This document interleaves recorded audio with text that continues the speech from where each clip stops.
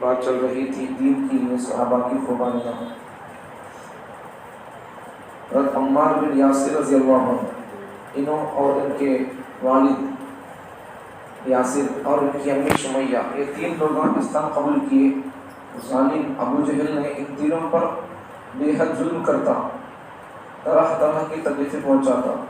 ایک مرتبہ نبی صلی اللہ علیہ وسلم ان کے پاس سے گزرے.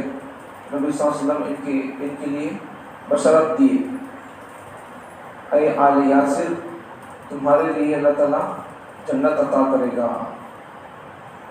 تو ابو جہل نے حضرت سمیہ کے جسم پر نیزے سے وار کیا، جس کے نتیجے میں حضرت سمیہ رضی اللہ عنہ شہید ہوئی.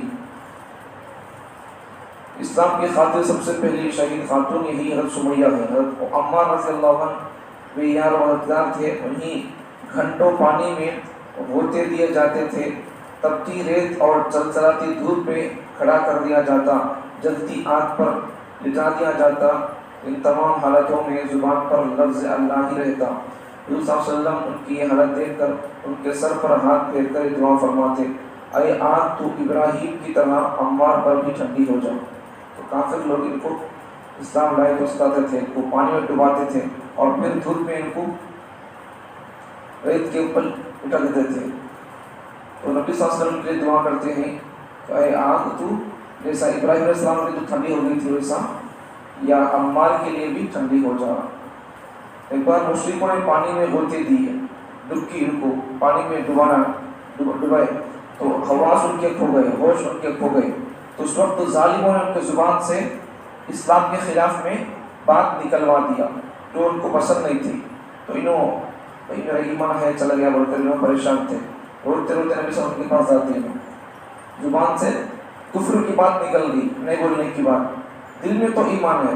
تو نبی کے پاس روتے ہوئے جاتے ہیں، یا رسول اللہ، ظالمہ کافر میرے پر ظلم کرے، میری زبان سے کفر کا بول نکل گیا. نبی صلی اللہ علیہ وسلم پوچھتی تمہارا دل میں کیا ہے؟ عمار نے فرمایا ایمان سے بھرا ہوا پا رہا ہوں.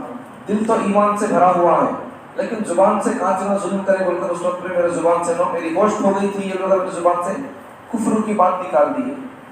نبی پوچھتے ہیں تمہارا دل کیسا ہے؟ دل تو ایمان پر اطمینان سے ہے. نبی نے فرمایا، شفقت سے ان کے آنسو پہنچے، پھر فرمایا کم تو بھی کچھ مذائقہ نہیں، اگر کبھی ایسا ہوا تو پھر ایسا کر لو، یہی کرو. اس کے بعد سورہ نحل کی آیت نازل، مطلب کیا ہے کہ اگر کبھی ظالم لوگ اگر ٹارچر کرے، تنگ اور ظلم کر دیے تو کبھی زبان سے کفر کا بول نکل گیا تو بھی اگر دل میں ایمان ہے تو اس سے آدمی کافر نہیں ہوتا. حضرت خباب رضی اللہ عنہ غلام تھے، انہوں 6-7 آدمیوں کے بعد شروع میں جنہوں اسلام قبول کیے.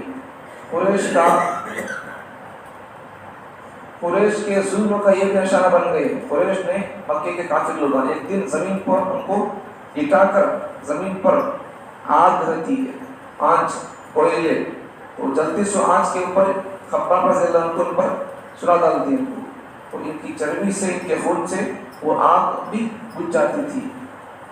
تو اوپر سے ایک شخص نے سینے پر پاؤں رکھ دیا تاکہ کروٹ نہ لے، یہاں تک کہ کوئلے پیٹھ کے نیچے ہی ٹھنڈے ہو گئے.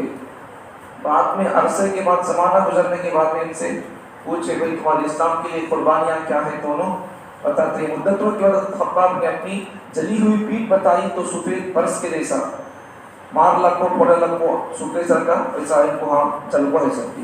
مجھے وہ ہمارے صحابہ کیسے قربانیاں دے دی ان کے لیے. دیکھو حضرت خباب کے سر کے بال کھینچتے، ان کے بال کھینچتے اور گردن ان کی ہلاتے تھے ایسا.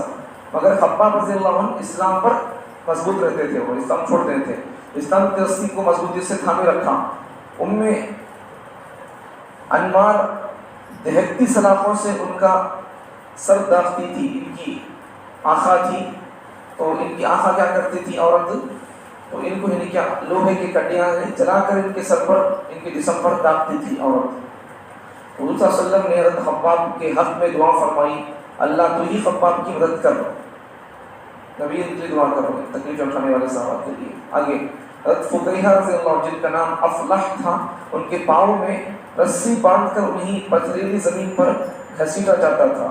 ابو فقیہ حضرت ان کا نام افلح ہے. تو ان کے پاؤں میں رسی باندھ کر پتھریلی زمین پر ان کو کھینچے جاتے تھے آدمیاں. کئی کو یہ سب بھی اسلام چھوڑنا بن کر باندیوں پر ظلم، یہ تو آزاد، یہ غلام قسم کے لوگ ہیں۔ حمامہ، زنیرہ، نہدیہ، اویس وغیرہ یہ سب باندیاں تھی یہ، تو ان کو بھی اسلام لانے کا ان کو بھی لوگ کافر لوگ مجبور کرتے تھے، ظلم کرتے تھے، بس باندیاں تھیں۔ جب ان باندیوں نے اسلام قبول کیا تو ان کے سخت دل آقاؤں نے انہیں سخت سے سخت بلکہ وحشیانہ جانوروں کے سر کے ساتھ ظلم کر ہوئی سزائیں دی، مگر ان باندیوں نے دین اسلام کی خاطر ان تکلیفوں کو برداشت کیا اور اپنے دین پر خالی مطالب رہی۔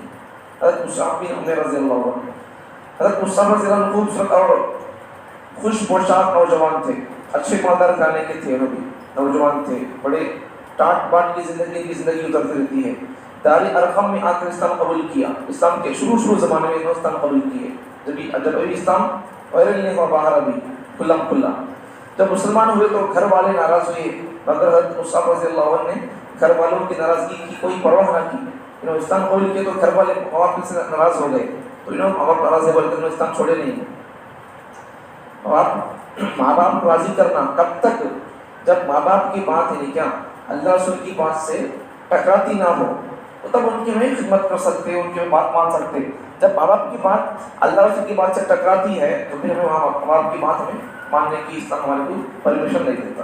ماں باپ بول رہی، شرک کر بول کر، سجدہ کر بول کر بول رہی، مردوں کو، زندوں کو، جھاڑوں کو، پہاڑوں کو، پتھروں کو، اب یہ بات کہاں مانتا ہے اسلام؟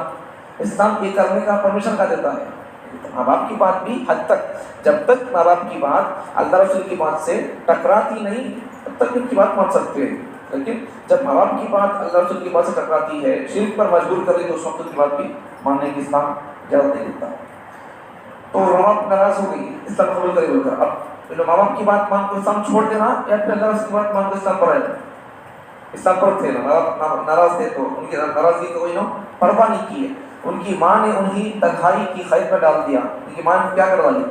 ان کو اندر ان کو بندوبست کروا لیے، تو مگر موقع ملا تو بھاگ نکلے اور حبشہ کی طرف ہجرت کی۔ مسلمانوں کی سب سے پہلی ہجرت مکے کے اندر کافی لوگ تنگ کرتے تھے، تو نبی صلی اللہ علیہ وسلم کو کیا کیے، تمہیں حبشہ کو چل جا بولتے تھے، مسلمان لوگوں کو حبشہ جانے کے لیے پرمیشن دیے تھے، تو وہاں مسلمان لوگ چند سال رہتے ہیں وہاں بھی، تو سب سے پہلی ہجرت حبشہ کو کی مسلمان لوگ، پورے مسلمان لوگ نہیں کیے، چند لوگ۔ بعد میں پھر نبی صلی اللہ علیہ وسلم چند دنوں کے بعد، چند سالوں کے بعد اللہ کی طرف سے حکم آتا ہے، جب نبی صلی اللہ علیہ وسلم ابوبکر جان کے ساتھ ہجرت کر کے مدینہ گزرتے ہیں۔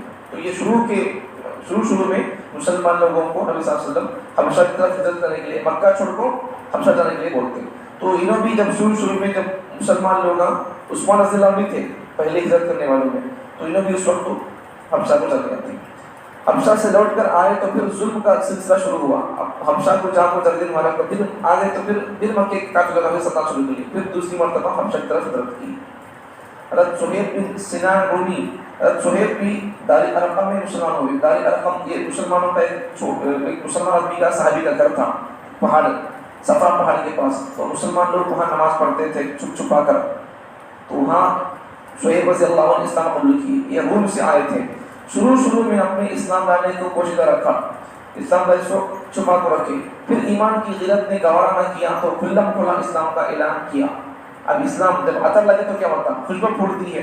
جب اسلام قبول کیے، جب نبی سے اللہ رسول سے محبت ہوتی ہے تو کیا ہوتا ہے؟ وہ خوشبو پھوٹتی ہے، دستی ہے۔ اسلام قبول کیا تو پھر کھلم کھلا اعلان بھی کرنا شروع کر دیے۔ مشرکین سے بھی کام ان کو برداشت کر سکتی لوگ آئے، مشرکین نے نہیں مار کر لہو لہان کر دیا، پانی میں ان کو ڈبوئے، گرم ریت پر گرم بالوں پر ان کو لٹا دیے، اتنا بلّہ کہ ان کے پر ظلم کیے، لیکن سہیل رضی اللہ عنہ ہر قسم کے ظلم کو برداشت کیے، لیکن صبر کا دامن ہاتھ سے جانے نہیں دیا، مطلب اسلام چھوڑے نہیں ہو۔ حضرت سہیل روم کے تھے اور اللہ کے رسول صلی اللہ علیہ وسلم نے ان کے بارے میں فرمایا کہ سہیل روم کا پہلا پھل ہے، مطلب انہوں روم سے پہلے صحابی ہیں اسلام قبول کرنے والے، بعد میں پھر دوسرے لوگ بھی اسلام قبول کیے۔ یہ ہمارے صحابہ کی قربانیاں ہیں، اس لیے ہمیں بھی اسلام کے بارے میں کبھی ہمارے پر کوئی پریشانیاں آ گئی تو پھر ہمیں اسلام سے ہاتھ دھونا نہیں، غافل ہونا نہیں، اسلام پر جان کر رکھنا۔ اللہ تعالیٰ ہم تمام کو اسلام پر بڑھتے دم تک مضبوط رہنے کی توفیق عطا فرمائے۔